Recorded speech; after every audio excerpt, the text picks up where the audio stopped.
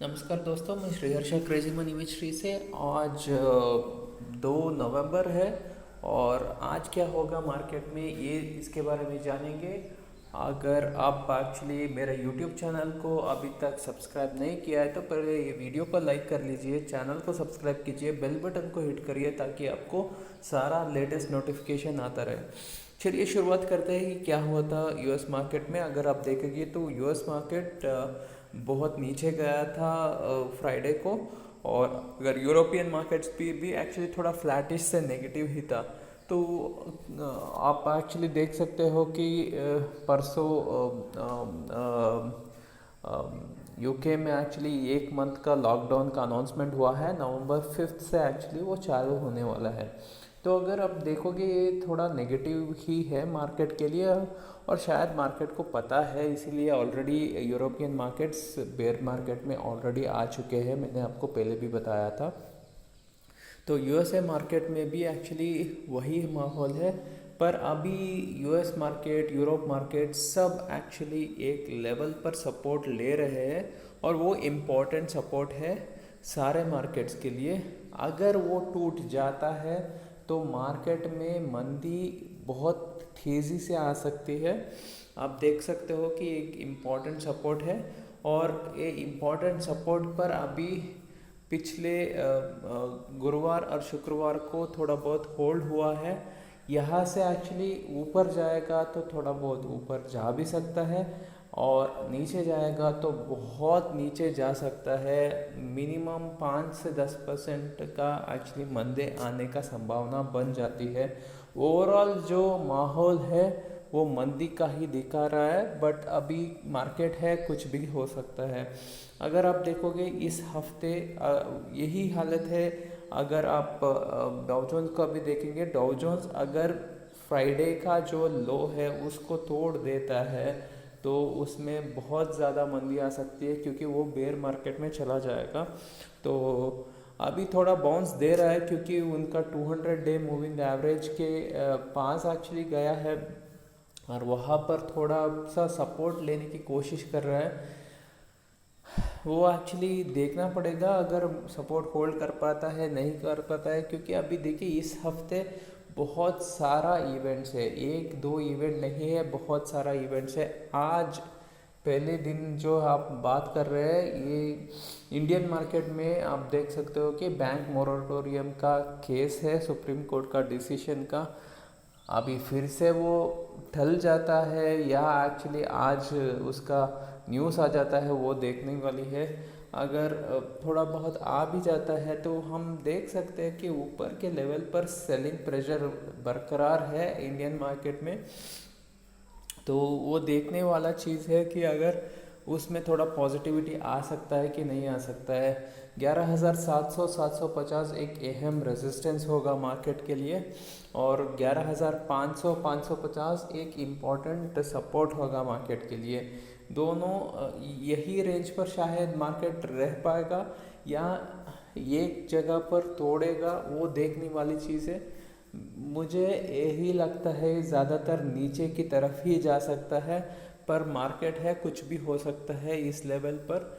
But ऊपर जाने के लिए ज़्यादा संभावना नहीं है। अगर ऊपर जा भी जाती है तो ये एक्चुअली रेंज में रह सकती है, 11,600 से 800 के रेंज में ही हम ज़्यादातर रह सकते हैं इस पूरा हफ्ता। उसके बाद ही कुछ एक्चुअली ऊपर की दिशा आ सकती है, उससे ऊपर जाने का संभावना बहुत कम है, क्योंकि मार्केट में स्ट्रेंथ जो है वो कम से कम होती जा रही है।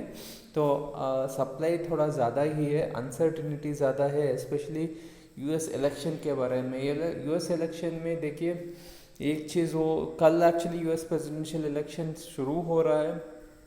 वहाँ पर आप देख सकते हो कि एग्ज़िट पोल जो भी बता रहा है उसके हिसाब से जो बिडेन लीडिंग पर चल रहे हैं, तो डोनाल्ड ट्रंप अभी ट्रेल कर रहे हैं। तो वो क्या है कि ये थोड़ा नेगेटिव है मार्केट के लिए। जनरली आप देखोगे तो हिस्टोरिकली जब भी जो पुराना कैंडिडेट है वही फिर से प्रेसिडेंट होता है, तब एक्चुअली मार्केट थोड़ा तेज़ी करती है। वरना मार्केट एक्चुअली थोड़ा मंदी करती है। तो वो एक्चुअली एक देखने वाली चीज़ है।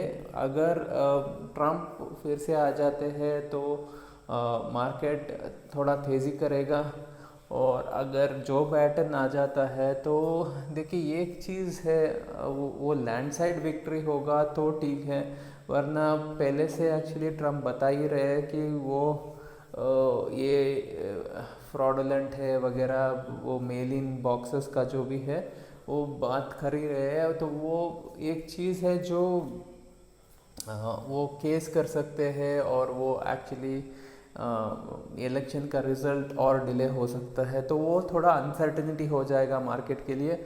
और एक और चीज़ है जो काउंटिंग का रिज़ल्ट वेडनेसडे को आएगा कि नहीं आएगा वो भी पता नहीं है, क्योंकि बहुत सारा स्टेट से एक्चुअली मेल इन बैलेट्स करके भी आ रहा है इस बार। तो वहाँ पर भी देखने वाली चीज़ है कि क्या होगा क्या नहीं होगा। और इस हफ्ता बहुत सारा डेटा आने वाला है, मैन्युफैक्चरिंग पीएमआई का डेटा आ जाने वाला है, और सर्विसेज का पीएमआई का डेटा वेडनेसडे को आ रहा है, और यूके मार्केट यूएस मार्केट दोनों में। तो ये बहुत सारा डेटास आ रहा है, और एफओएमसी का मीट भी है, और अनएम्प्लॉयमेंट वगैरह का जो भी एक्चुअली डेटा आपको मिलता है वो सारा डेटा तो है, वो तो आता रहेगा। अगर आप देखोगे तो थोड़ा थोड़ा करके वो नेगेटिव डेटा आ रहा है। तो ओवरऑल जो डेटा और जो भी दिखा रहा है वो मंदी की तरफ ही इशारा कर रही है। बट हम देखेंगे कि क्या हो सकता है मार्केट के लिए। अगर मंदी आ भी जाती है, मेरे हिसाब से दो इम्पॉर्टेंट डेज है जो हमको देखना पड़ेगा या मंथ है। इधर हमारा ये जो मंदी है वो इस हफ्ते तक ख़त्म हो सकता है, एक सिनेरियो देखेंगे, वरना इस पूरा नवंबर मंदी का ही सीज़न होगा। तो वो भी हो सकता है, क्योंकि लास्ट टाइम हमने जो देखा था जब लॉकडाउन वगैरह का बातचीत चल रही थी, जब लॉकडाउन के बारे में बात हो रही थी मार्केट तेज़ी से नीचे जा रहा था, और जब लॉकडाउन शुरू हुआ था उस समय से मार्केट ऊपर जाना स्टार्ट किया था। उसके हिसाब से अगर देखेंगे तो नवंबर 5 से लॉकडाउन एक्चुअली शुरू हो रही है। तो इस हफ्ते का जो भी है यही से एक्चुअली शायद ख़त्म हो सकती है, वो पता नहीं है, वो देखने वाली चीज़ है। और अगर हम इंडियन मार्केट को भी देख रहे हैं तो Indian market overall global market के हिसाब से बहुत स्ट्रॉन्ग है। तो इसके हिसाब से अगर हमारा नया बुल मार्केट का एक्चुअली शुरुआत हो रहा है तो वो शायद हम 10,500 से नीचे शायद नहीं जा पाएंगे। वो देखना है, अगर होता है नहीं होता है वो पता नहीं है। तो अभी जो भी मैं बता रहा हूँ ओवरऑल मार्केट के दिशा के हिसाब से बता रहा हूँ। ये होगा नहीं होगा उस समय पर क्लियर होगा। अभी जो भी दिख रहा है उसके हिसाब से शायद हम एक रेंज में रह सकते हैं, और शायद नीचे जाने का संभावना ज़्यादा है। तो हम ज़्यादातर 11,600 से 800 के रेंज में रह सकते हैं। अगर वो टूट जाता है तो 11,500 टूट जाता है तो तब एक्चुअली मार्केट में मंदी थोड़ा थोड़ा करके आएगी। मार्केट में बहुत सारा सपोर्ट्स है, तो वो मार्केट में एकदम मंदी आने का संभावना अभी तो फ़िलहाल कम है। बट कुछ भी हो सकता है, क्योंकि ग्लोबल मार्केट एक्चुअली मंदी की हालत में है, और वहाँ पर भी इवेंट्स का जो प्रेशर है वो भी बरकरार है। तो ये मार्केट को खींच सकता है नीचे। स्पेशली डाउ जोन्स पर हमारा पूरा ध्यान है। अगर डाउ जोन्स आज नीचे बंद होता है, फ्राइडे से नीचे के बंद होता है, फ्राइडे का लो को तोड़ देगा, तो मार्केट एक बेयर मार्केट में आ जाएगा।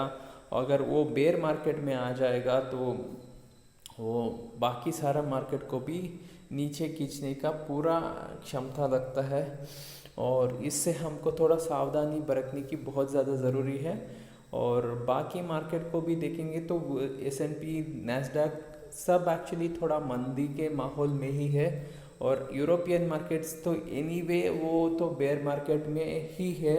वो वहाँ पर एक्चुअली जैसे कि मैं बोल रहा हूँ, हम एक सपोर्ट पर रह रहे हैं और ये सपोर्ट टूटने का चांसेस बहुत ज़्यादा है। बट अगर ये होल्ड कर पाता है तो यहाँ से हम रिवर्सल भी कर सकते हैं।